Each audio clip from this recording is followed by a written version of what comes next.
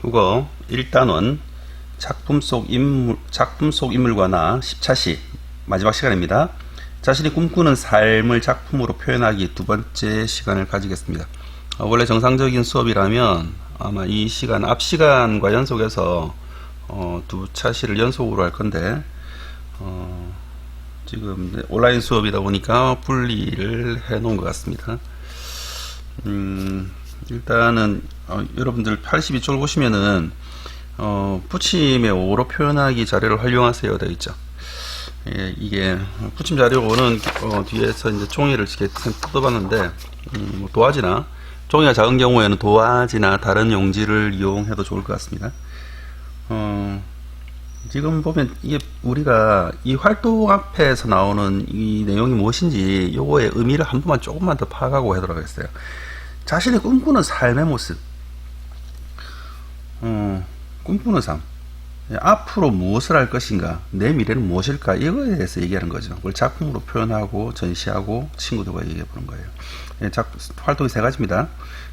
작품으로 표현하는 것이 첫 번째, 그 다음 전시하는 것이 두 번째, 그 다음 친구들과 이야기해 보는 것이 세 번째. 우리가 이 중에서 제일 어려운 게 뭘까요? 이 작품으로 표현하는 게 어렵습니까? 보통의 아이들은 작품으로 표현하는 게 어렵다고 생각하는데 실제로 친구들과 수업을 해보면 자신이 무엇을 꿈꾸는지를 모르기 때문에 어려운 거예요.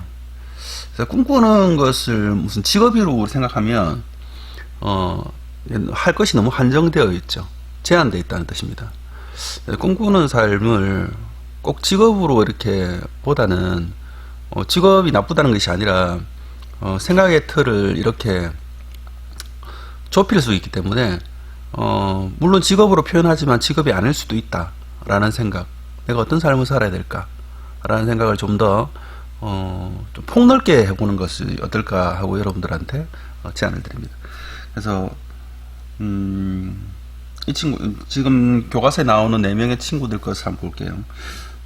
이 친구는 안전하고 빠른 조종사가 되기를 원하고, 그래서 조종사의 명함 같은 어떤 그런 모습을 했습니다.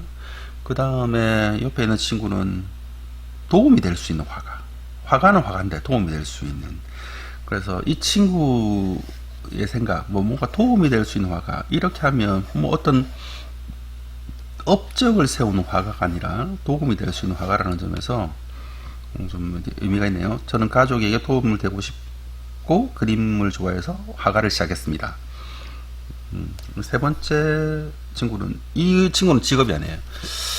천천히 자라는 나무처럼이라고 해서 뭔가 글을 썼는데 한번 볼게요. 천천히 자라는 나무처럼, 그래 살아봐야지, 나도 나무가 되어 천천히 자라는 나무가 되어 살아봐야지. 아까 튀는 공이라고 했는데 이건 나무로 이렇게 비유해서, 쓰러져도 다시 자라는 나무처럼, 천천히 자라도 어느새 커져버린 나무처럼 천천히 바르게 자라야지. 올곧게 커 누군가에 도움을 줄 수 있는 나무가 되어. 이 친구의 시도 참 재미가 있습니다. 그리고 마지막 친구는 자동차 디자이너라고 되어 있네요. 자동차 디자이너. 자동차는 특히 외관에 굉장히 많은 공을 들이고 같은 성능이라면 디자인이 좋은 자동차가 많이 팔리게 되겠죠. 그렇듯이 여러분들이 요 종이, 부침 5번 종이나 혹은 도화지 등을 이용해서 자신이 꿈꾸는 삶의 모습, 어떤 삶을 살아가면 좋을 것인지를 한번 상상해보고 그려보는 것을 권해 드리도록 합니다. 자, 83쪽을 한번 볼까요? 네, 83쪽을 한번 보면 작품에서 인물이 추구하는 삶을 파악하는 방법을 정리해보자. 그래서 이거는 마지막으로 정리하는 그런 단원이 되겠습니다. 인물이 처한 무엇을 떠올려 본다. 인물이 처한 상황을 떠올려 봐야 되겠죠.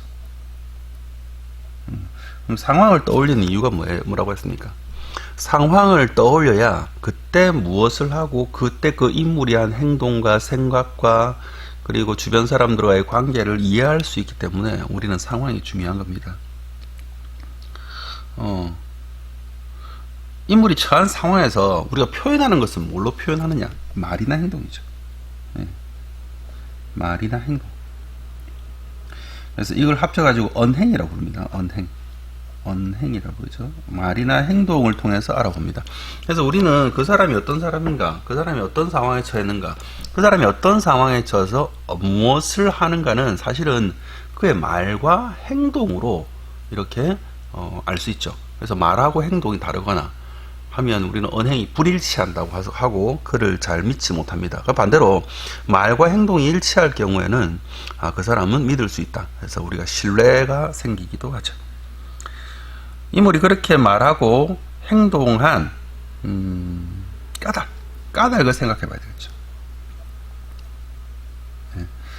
왜 우리가 인물이 말하고 행동한 한 까닭을 생각해 봐야 되느냐. 우리가 어떤 행동을 할 때는, 어떤 말을 할 때는 그냥 나온 게 아니에요. 누구로부터 영향을 받던가, 어떤 상황으로부터 경험으로 영향을 받던가. 그래서 우리는 무언가로부터 영향을 받아서 지금까지 살아왔고 앞으로도 살아올 것입니다. 그래서 어떤 영향을 어떻게 받았기 때문에 지금의 이런 말과 행동을 하는지를 생각해 보면 그 상황을 좀 더 객관적으로 파악을 할 수가 있습니다. 인물의 삶과 자신의 삶을 관련지어서.